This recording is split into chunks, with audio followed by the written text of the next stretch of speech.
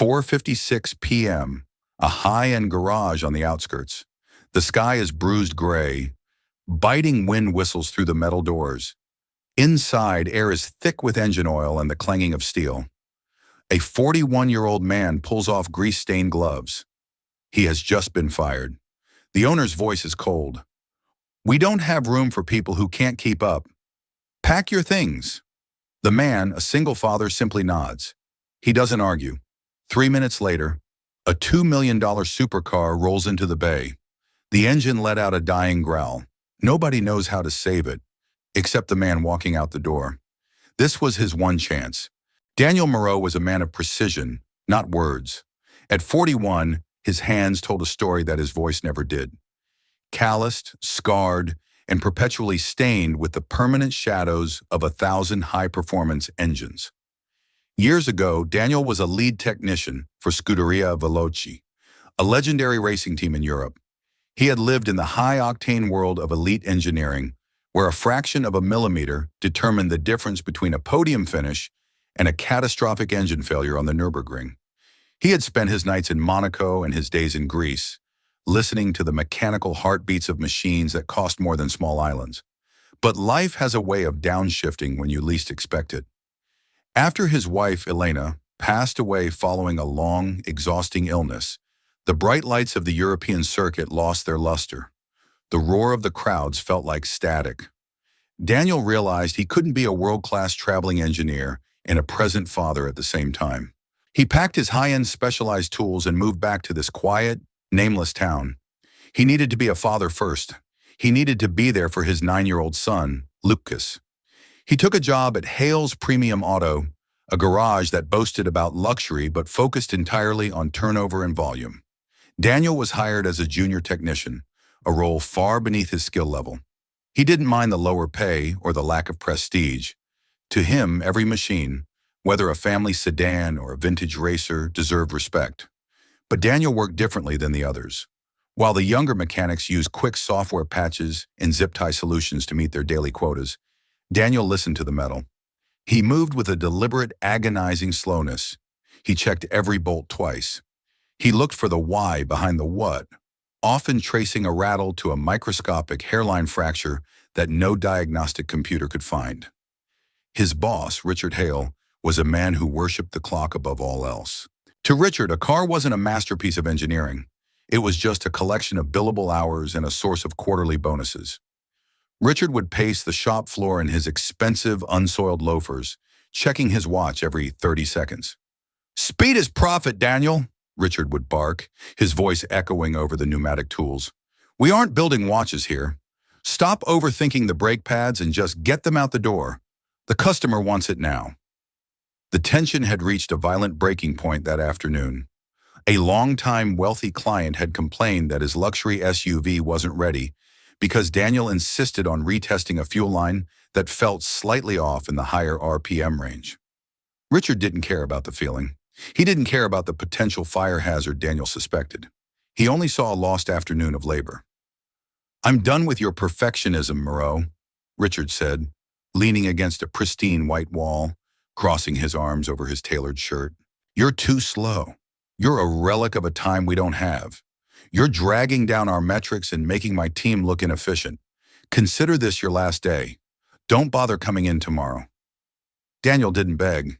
He didn't mention that his rent was overdue or that he had just spent his last few dollars on Lucas's soccer cleats and school supplies. He simply wiped his workbench one last time with a clean rag. Earlier that day at 3:20 p.m., he had received a text from Lucas. "Dad, can you come to my school game tomorrow? You missed the last one because of the night shift.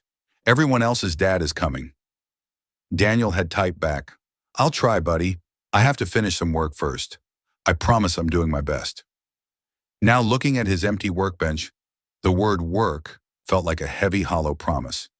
He knew he had done the right thing by checking that fuel line, even if it cost him his livelihood. He began to close his heavy red steel toolbox, a box that contained tools the other mechanics wouldn't even recognize. He wasn't angry. He was just tired. He was a man who understood that in a world of shortcuts, those who take the long way are often left behind. But as the wind rattled the bay doors, Daniel Moreau had no idea that the long way was about to lead him exactly where he needed to be.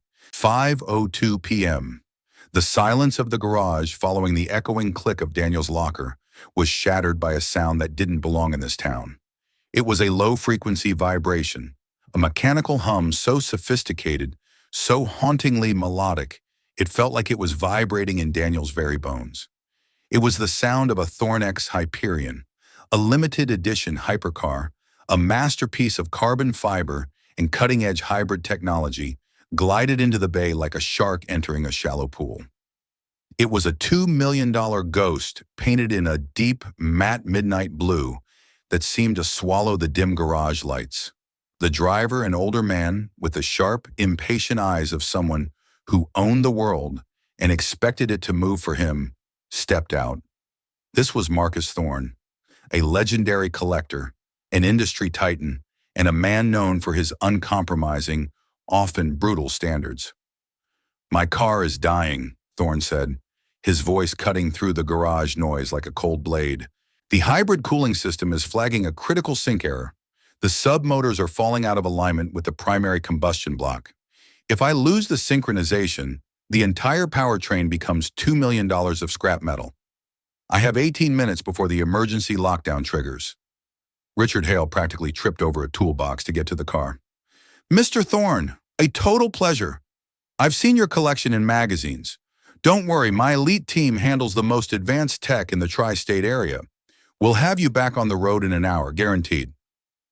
But as Richard gathered his fastest mechanics around the car, the atmosphere changed from excitement to visible panic. They hooked up the standard diagnostic computers, but the screens returned strings of encrypted error codes, mathematical gibberish that didn't exist in their training manuals. The Hyperion wasn't just a car, it was a rolling supercomputer with a high-voltage inverter and an experimental graphene coolant mix. "It's just a sensor reset, right? Just find the bypass," Richard whispered to his lead tech, his forehead beginning to bead with heavy sweat. I don't think so, sir," the tech stammered, his hands shaking as he scrolled through the interface. "If we force a reset and the inverter is actually spiked, we'll fry the entire ECU. That's a $300,000 mistake. I won't touch it." The mechanics stood back. They were used to high-end Ferraris and Porsches, traditional machines. But this was the future, and it was screaming in a language they didn't speak. Marcus Thorne watched them, his face hardening into a mask of pure contempt. "I was told this was a premium shop. If you can't handle a synchronization error, tell me now. I'll have it towed back to my private facility. But I need to be in the city for the merger by tonight." Daniel was across the room, his toolbox already locked and loaded on a rolling cart. He was headed for the door, his jacket zipped up against the cold. But as he passed the Hyperion, he stopped. He didn't look at the matte paint or the gold-stitched interior. He leaned his head toward the rear engine bay, tilting his ear toward the carbon fiber vents. The engine was idling, but there was a micro stutter, a tiny irregular skip in the rhythm of the high-voltage hum, like a heart valve struggling to close. To a normal ear, it was nothing. To Daniel, it was a loud, clear confession. "It's not the cooling," Daniel said quietly, his voice barely audible over the industrial shop fans. "It's synchronization lag in the logic gates." Nobody noticed him. The mechanics were arguing over a wiring diagram they barely understood. Richard was trying to placate Thorne with promises of a deep system cloud scan. "Try the thermal bypass," the lead tech suggested, reaching for a digital probe. Daniel stopped walking. He looked at the tech's hand, then at the high-voltage warning labels on the inverter housing. "If you touch that bypass without grounding the secondary inverter, you'll brick the entire logic module permanently," Daniel said, his voice a bit louder, carrying a weight of absolute authority. Richard whirled around, his face turning a dark, dangerous shade of red. "Moreau, I told you to pack and get out. You're not on the clock. You're not even an employee anymore. Stop bothering the professionals and go find a job at a car wash." Marcus Thorne shifted his gaze from the confused, sweating mechanics to the quiet man with the toolbox. He saw the way Daniel looked at the car, not with awe, not with fear, but with the weary recognition of an old friend. "Wait," Thorne said, raising a hand. He looked at Richard, then back at Daniel. You think it's synchronization lag? You think the logic gates are lagging behind the thermal output? Explain. Achtung. Richard stepped in, his voice desperate and shrill. Mr. Thorne, please, don't listen to him. He's just a junior tech we just let go for being too slow and inefficient. He doesn't have the certifications for— I asked him to explain, Thorne interrupted, his voice sounding like a gavel hitting a block. Daniel took a steady breath. He didn't look at Richard. He didn't look at the crowd of mechanics. He looked only at the machine. The hybrid system is reading phantom heat from the secondary power module. It thinks the battery is redlining, so the software is intentionally lagging the electric motors to protect a hardware failure that isn't actually happening. If you try to force a cooling reset, the software will see the heat data conflict and lock the powertrain as a safety measure. You don't need a wrench or a bypass. You need to recalibrate the thermal sync loop between the hybrid controller and the primary ECU using a frequency-matched interface. The garage went stone-cold silent. The lead tech looked at his tablet, then at Daniel, his eyes wide. He began to type frantically. Wait, the thermal sync loop? That's on page 412 of the internal factory manual. How did you know that? We don't even have access to that level of the kernel. I helped write the initial protocol for the synchronization, Daniel said simply. Thorne looked at the car, then at Daniel. He saw a man who didn't care about the $2 million price tag. He saw a man who only cared about the rhythm of the machine. Thorne reached into his pocket and pulled out his keys. Richard, Thorne said, his voice dangerously low, give this man his gloves back now. And if I hear you speak one more word of disrespect toward him, I'll buy this building just to fire you personally. Richard Hale felt the walls of his world closing in. The reputation of his garage, the business he had built on speed and marketing, was hanging on a single thread. And that thread was currently held by the man he had just insulted, discarded, and treated like trash. He looked at Daniel, his jaw tight, his pride warring with his fear of Marcus Thorne. Fine, Richard managed to choke out. Moreau, you have 5 minutes. Save the car or get out for good. Daniel didn't move toward the car. He didn't even look at the bay. He looked at Richard, his eyes steady and calm, the eyes of a man who had already found his worth. I don't work for you, Richard. Remember? You told me I was too slow. You told me I was dragging down your metrics. Why would you want an inefficient relic working on a masterpiece like this? Thorne stepped forward, a slight predatory smirk playing on his lips. He leaned in toward Richard. He doesn't work for you, Richard. He works for me now. For the next 10 minutes, he's the highest paid consultant in this building. Thorne turned to Daniel, his voice softening.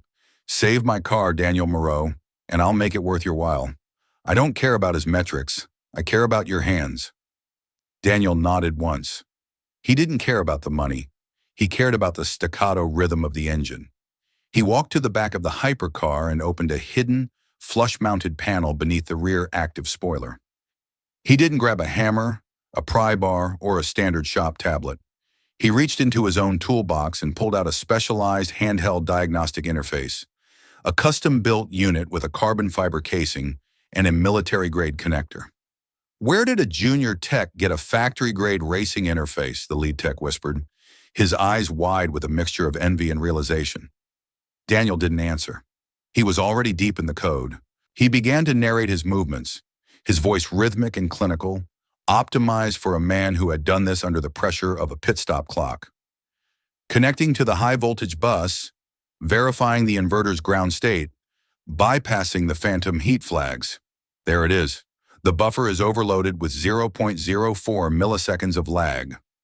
On the car's digital dashboard, a red warning light began to flicker violently, accompanied by a high-pitched alarm. It's getting worse. You're spiking the voltage, Richard yelled, his panic taking over. You're going to blow the module. Stop him. The system is venting the logic error, Daniel explained calmly, his fingers moving across the touchscreen with a speed that blurred. The phantom heat is dropping, recalibrating the sync loop. Now. He tapped a final decisive command. Suddenly, the micro-stutter in the engine vanished. The low-frequency vibration smoothed out into a purr so perfect, so deep, it sounded like a choir of turbines. The red warning light on the dash flickered twice, and then turned a steady, calm, confident green. "Sync restored," Daniel said. He closed the panel with a satisfying click and stepped back, wiping a single bead of sweat from his forehead. The 12 minutes it had taken felt like 12 hours to everyone in the room. The mechanics stood in a circle, their cheap plastic tools forgotten. They looked at Daniel with a mixture of awe and embarrassment. They had spent an hour failing with millions of dollars in equipment, and this slow mechanic had solved it with a piece of equipment they didn't even know existed, and a mind they had dared to mock. Marcus Thorne walked to the driver's side and blipped the throttle. The car responded instantly, the needle jumping with violent, beautiful precision. The sound was no longer a growl, it was a symphony. He turned off the engine and stepped out, looking at Daniel with newfound respect. "You're not a junior tech," Thorne stated. "I was today," Daniel replied, wiping a small smudge of grease from his interface screen with the same rag he used to clean his workbench. Thorne turned to Richard, who was trying to find his voice, his mouth opening and closing like a fish out of water. "Richard, you told me this man was too slow. You told me he was dragging you down. Well, he was always so meticulous, I thought it was just a lack of drive." Richard started, his voice cracking. "You thought his caution was a weakness?" Thorne finished for him, his voice echoing with authority. "You were so obsessed with the clock that you missed the genius standing in front of you. This car is a $2 million masterpiece. Any of your fast techs would have turned it into a pile of scrap metal 10 minutes ago.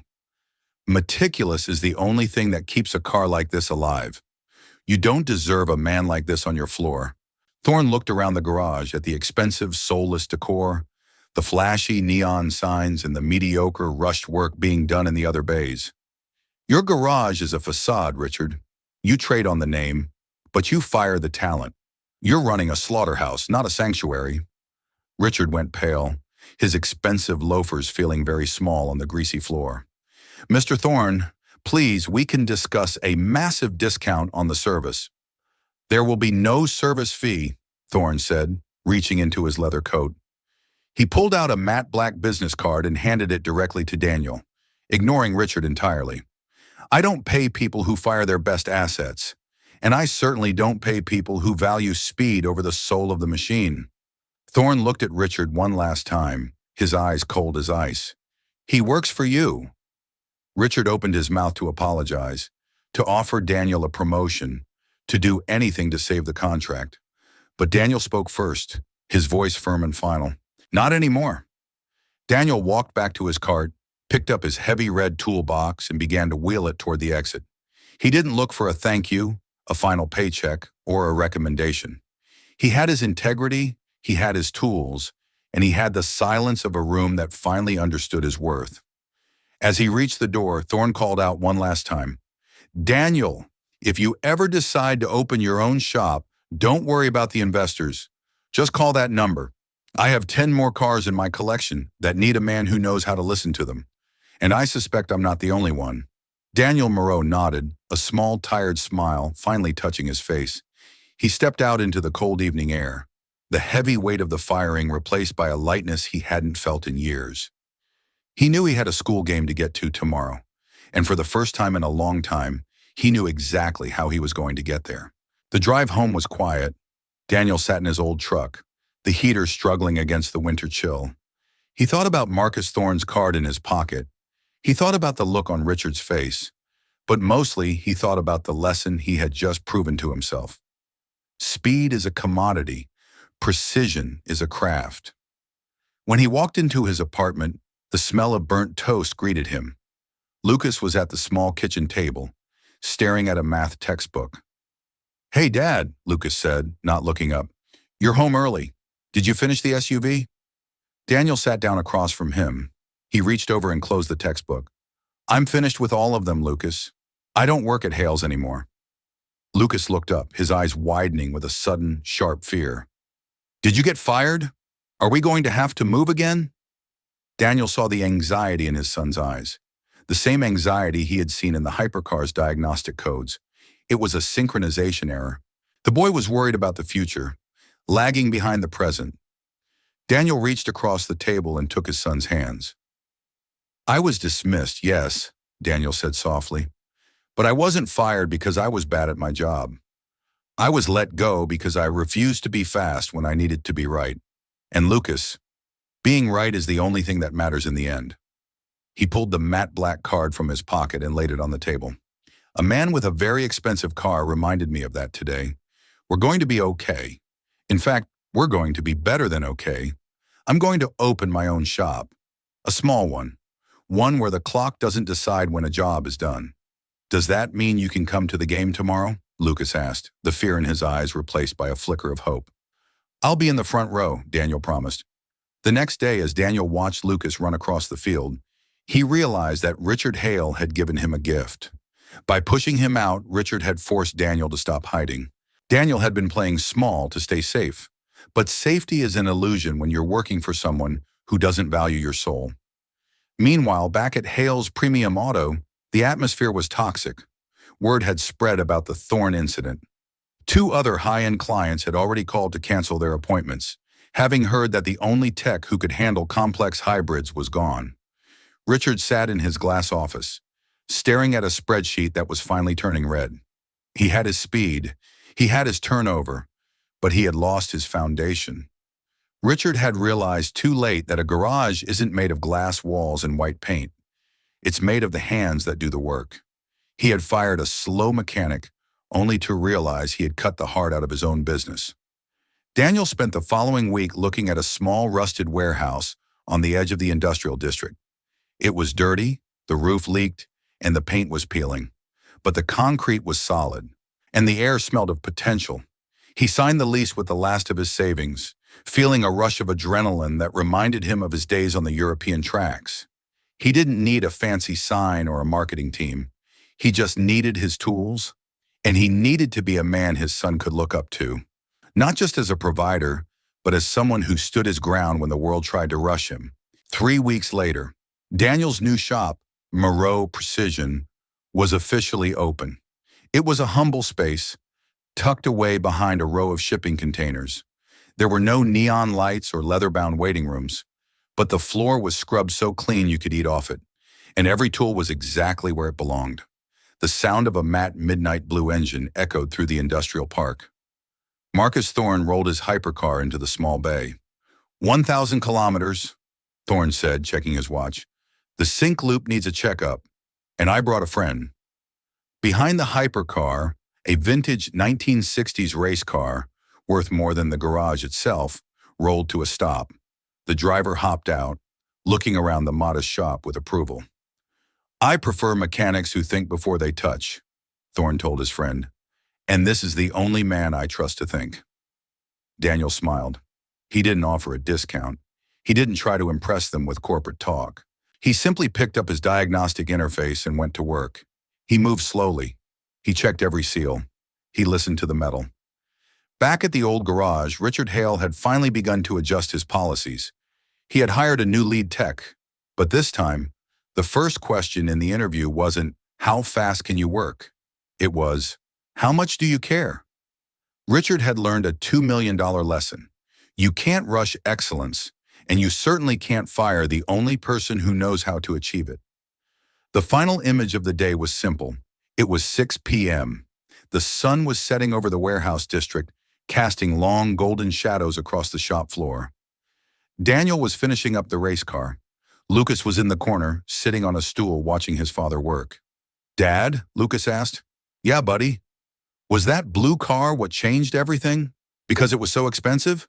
Daniel paused, a wrench in his hand. He looked at the hypercar, then at the modest garage, and finally at his son. "No, Lucas," Daniel said, his voice warm and steady. "The car didn't change anything. It just showed everyone what was already there.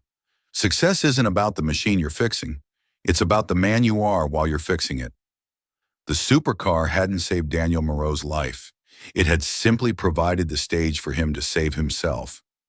As he turned back to the engine, the rhythm was perfect. The sync was true. And for the first time in 5 years, the mechanic was exactly where he was meant to be.